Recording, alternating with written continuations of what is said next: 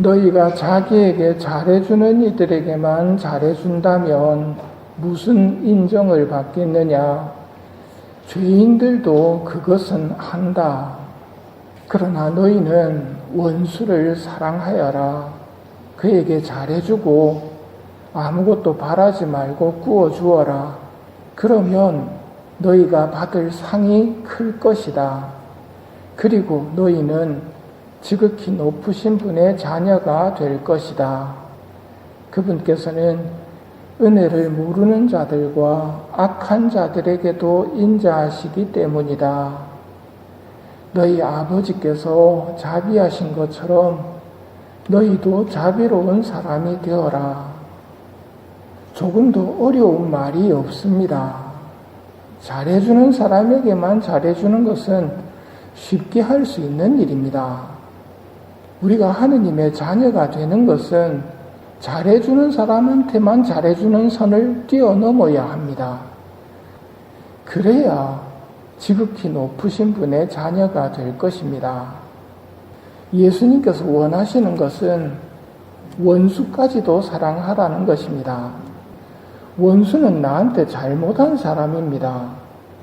그런 사람에게 잘해주는 것은 아무나 할 수 없는 일입니다.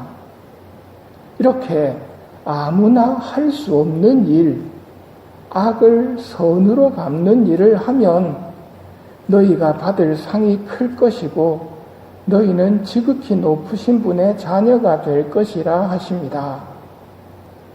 예수님께서 하느님 아버지를 알려주십니다. 그분께서는 은혜를 모르는 자들과 악한 자들에게도 인자하시기 때문이다. 너희 아버지께서 자비하신 것처럼 너희도 자비로운 사람이 되어라.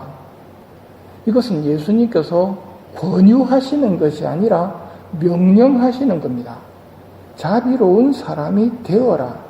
이 반드시 되어야 합니다. 왜냐하면 하늘나라에 들어가기 위해서는 아버지를 닮은 자비로운 사람이 되어야만 하기 때문입니다. 하늘나라 들어가는 데 있어서 가장 큰 걸림돌은 우리의 약함과 죄입니다. 죄가 있으면 하늘나라 들어갈 수가 없거든요. 그래서 주시는 말씀이 이 말씀입니다. 남을 심판하지 마라. 그러면 너희도 심판받지 않을 것이다. 단죄하지 마라. 그러면 단죄받지 않을 것이다. 용서하여라. 그러면 용서받을 것이다. 우리가 하늘나라 들어가기 위해서는 죄가 없든지 죄를 용서받든지 둘 중에 하나입니다. 용서하면 너희도 용서받을 것이다. 주어라 라고 말씀하십니다. 줄 때에 비로소 받을 수 있기 때문입니다. 누르고 흔들어서 넘치도록 후하게 되어 너희 품에 담아 주실 것이다. 너희가 되지라는 바로 그 되로 너희도 되받을 것이다. 어떤 되로 내가 남을 용서하는가, 어떤 되로 내가 남을 단죄하고 심판하는가에 따라서 하느님 앞에서 바로 그 되로 똑같이 돌려받을 겁니다. 용서해주고 용서받아야 살 수 있습니다.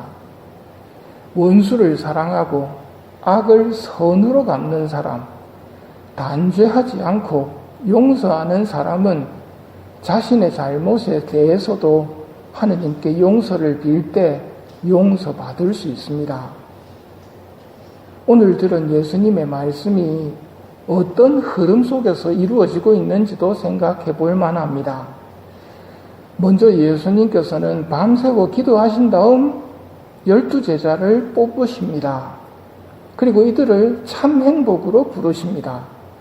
행복하여라 가난한 사람들하고 참 행복으로 이들을 부르신 다음 아버지를 닮은 자비로운 사람이 되라고 오늘 가르치시는 겁니다. 이런 흐름 속에서 우리가 예수님의 제자라면 어떻게 살아야 하는지 알려주시는 말씀들을 새겨 들어야 합니다. 밤새워 기도하시고 우리를 뽑으신 다음 참 행복에 대해서 말씀해 주십니다.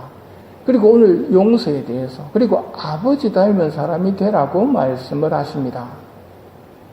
그런데 이 말씀이 이해가 되지 않는다면 흔히들 하느님을 빼버리고 생각할 때 예수님의 말씀이 걸림돌로 다가옵니다. 왜 용서해 줘야 됩니까? 왜 단죄하면 안 됩니까? 전 죄인데. 이러면서 하느님을 빼놓고 생각한단 말입니다. 사도들은 언제나 모든 일에서 하느님을 바라보아야 합니다. 그럴 때, 하느님 앞에서 내 죄를 용서받으려면 용서해줘야 되는구나. 하느님 앞에서 내가 단죄받기 싫다면 단죄하지 말아야 하는구나를 깨달아야 한다는 말입니다. 참 행복 선언에서 가난한 사람이 행복하고 하늘나라가 그들의 것이라고 했습니다. 그러나 가난이 좋아서가 아니라 가난할 때 하느님을 바라보는 삶을 살기 쉽기 때문입니다. 한 푼도 없고 미사 마치고 갈 데도 없으면 하늘을 쳐다봅니다. 어디로 가야 합니까, 하느님? 그래서 가난이 유리한 것입니다.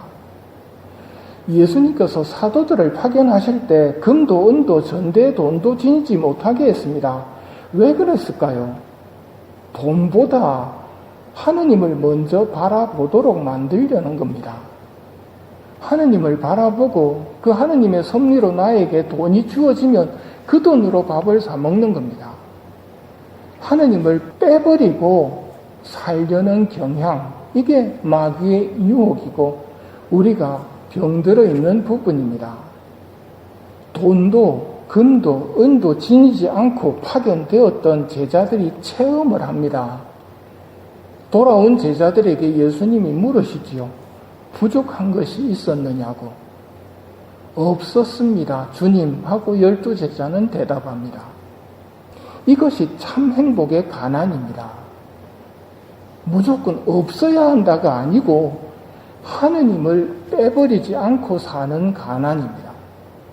가난을 해결해 주십시오 하고 하느님한테 기도를 하란 말입니다. 그러기 위한 가난입니다. 가난 자체가 좋다면 가난한 사람한테 뭘 나눠주면 안 되지요.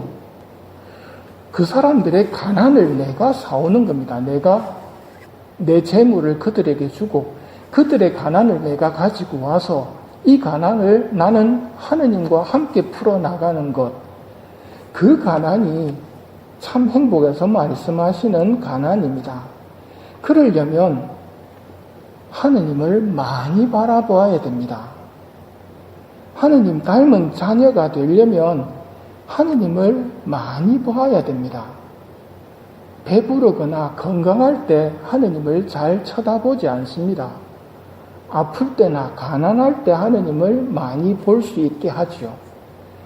그렇기 때문에 우리는 선택적 가난이라는 말을 쓰기도 합니다. 가난 속에서, 아픔 속에서 하느님을 바라보고 기도할 때 하느님을 체험하게 됩니다. 마찬가지로 용서하기 위해서도 하느님을 바라보며 도움을 청해야 하고, 그럴 때 하느님을 체험하고 하느님을 닮은 자녀가 될 수 있습니다.